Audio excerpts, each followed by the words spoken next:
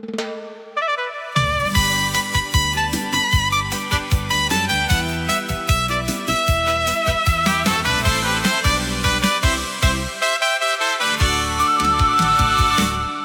sa lando sa mga kalipay sa kabakildan, dito sa lugar nga wala pa'y ngalan. Dungan sa mga awit sa laraw sa kasapaan, may kahoy mitubo ug milipang sa tugkaran. Pirme kinigiduaw sa huyuhoy gikan sa kalasangan, ug nahimong dangpanan sa mga kalanggaman. Hangtod milayog nidalit og kalandong sa iyang mga silong. Mao kini ang akong nalantawan sa mga nanglabay nga panahon, sa dihang nasayran ang dakong sugilanon. Sugilanong sinaksihan sa mga adlaw nga nag-init ug nag-ulan, sa kanhing Pinoy-anan nga karon gitawag og Barangay Kambis. Velde ay kato nga kahoy nga dili na makit-an sa atong panahon, sa tagbalay gitamo dugi kalipayan. Nahimong tipik saysay sa kinabuhi ug kapalaran.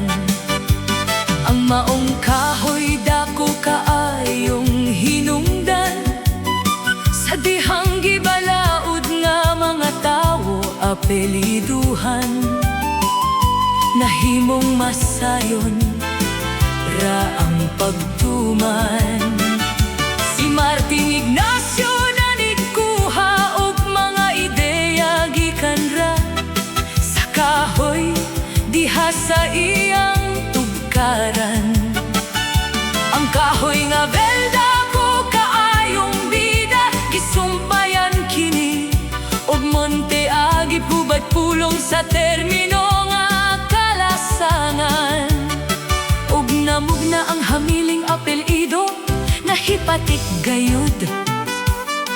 Belmonte na ang apelyido ni Martin Ignacio.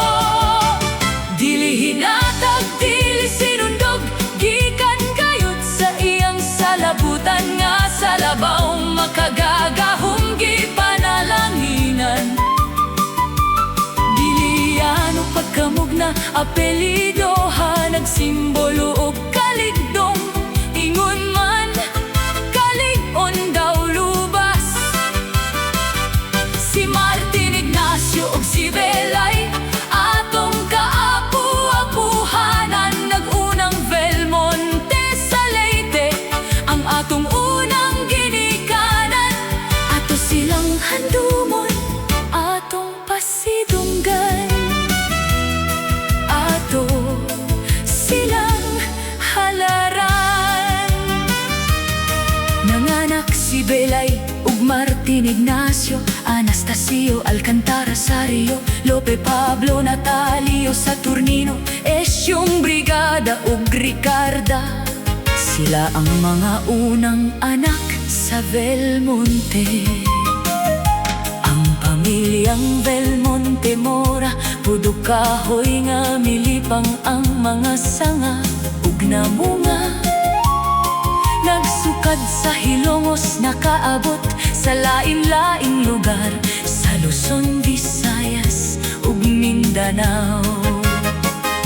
Nilangyaw pud sa lain-laing nasod, dala ang ngalan, dala ang kaisog sa kinabuhi, kadasig, kakugi ug paglaom. Sa matag himugso sa kada kaliwat, dala ang dungog ug ang gugma, ug talag sa garbo ug kinaiya. Sa mga anak ug mga apo, magpadayong mulutaw ang handumanan, na ang Belmonte Diliano nga apelyido, maligong kahoy ang gipanaginan. Sugilanon sa kinabuhi,